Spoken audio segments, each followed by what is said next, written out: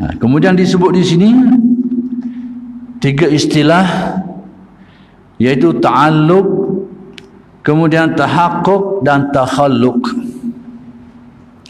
Istilah-istilah ini diambil antaranya daripada hadis Nabi. Takhallaqu bi akhlaqillah. Hendaklah kamu berakhlak dengan akhlak Allah.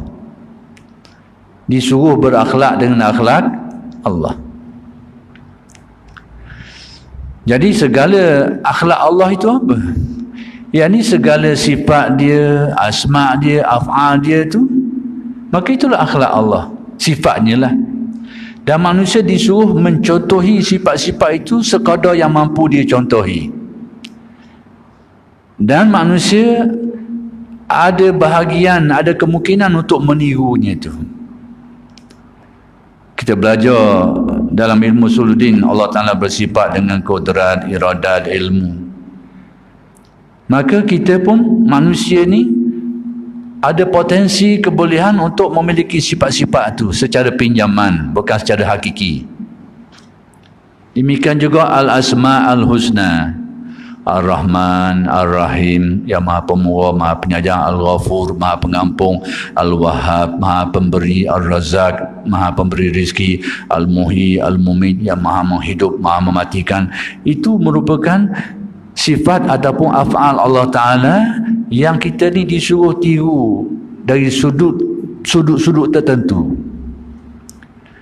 Dan manusia yang paling sempurna, lengkap mencontohi akhlak Tuhan ini tidak lain kecuali Nabi Muhammad sallallahu alaihi wasallam.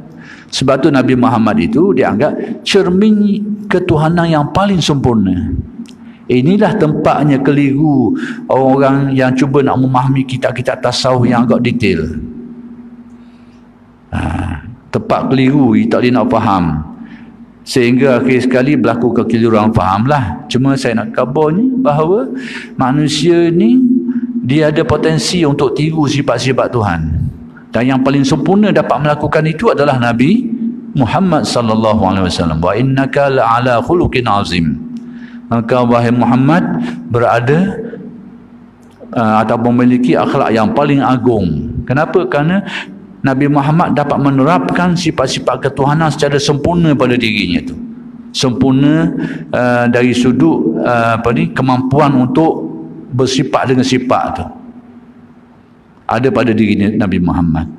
Itu kita tak nak pergi jauh, tapi nak beritahu kita. Baik, sekarang ni berkait dengan takhalluq ni. Takhalluq ni kita disuruh tiru sifat-sifat Tuhan tu. Kalau Allah Ta'ala bersifat Ar-Rahman, kita nak suruh biar ada juga sifat tu. Ar-Rahim, kita pun yang Maha Pemurah Penyayang, biar ada pada kita. Ar-Razzaq, dia Maha Pemberi Rizki, biar ada juga pada kita ni, sifat-sifat kita tu. Demikianlah asma-asma Allah Ta'ala yang lain. Al-Ghafur, yang Maha Pengampung, Pemaaf, biar ada pada kita. Baik, proses nak mencapai tahap tu bagaimana? Di mana tempat bezanya akidah usuluddin dengan tasawuf dalam bab ini?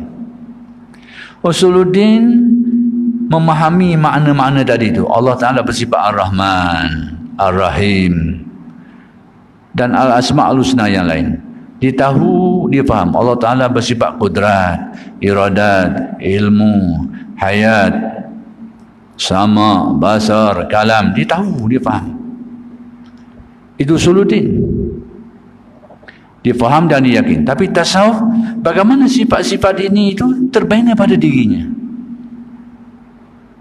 Kalau kita belajar Asma'ul Husna, Allah Ta'ala itu Al-Ghafur, Maha Pengampung, Maha Pemaaf.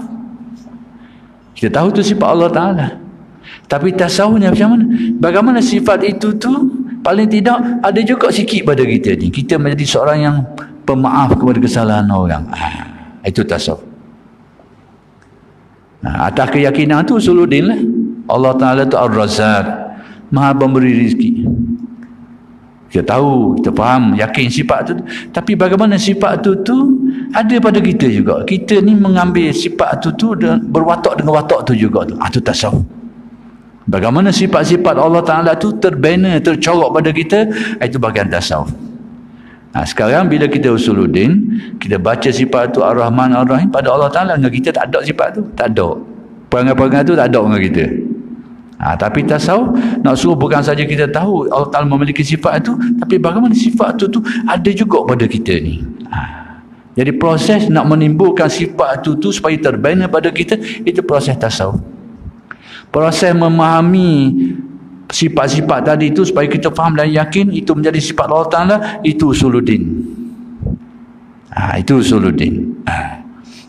Jadi proses membina makrifat ni dalam bentuk ta'alluq, tahaqquk, akhir sekali jadi takhalluq. Ini istilah, iaitu bermula dengan ta'alluq ni, yakni kita percaya Allah Ta'ala memiliki sifat-sifat yang sempurna seperti yang disebutkan tadi. Itu ta'alluq. Ta'alluq maksudnya kita yakin, kita percaya. Kemudian bagaimana kita ni supaya sifat-sifat itu timbul atas batang tubuh kita juga. Kalau Allah Ta'ala bersifat Ar-Rahman Ar-Rahim, supaya sifat tu ada pada kita juga. Itu peringkat yang dinamakan sebagai tahakkuk. Tahakkuk. Kita tahu Allah Ta'ala ada sifat-sifat ni, kita nak supaya sifat tu jadi sifat kita juga. Dia maha pemberi rezeki, maha pengampun, maha penyayang, maha as-sabur, as-syakur dan sebagainya. Tu kita nak supaya benda tu ada pada kita juga. Kalau kita faham, kita yakin, tu usuluddin. Tapi cuba nak tanam sifat-sifat tu sehingga jadi sifat kita juga, itu tasawuf. Itu sebahagian daripada proses membina makrifat. Supaya kita nampak beza di mana tasawuf, di mana usuluddin, di mana tasawuf, kerana dua-dua itu persoalan pokoknya adalah makrifat, mengenal Allah. Jadi secara mudahnya nak membezakan antara dua ni, mengenal Allah, gaya usuluddin itu adalah memahami dan meyakininya. Adapun mengenal Allah secara tasawuf, merasai dan menjiwainya, menghayatinya.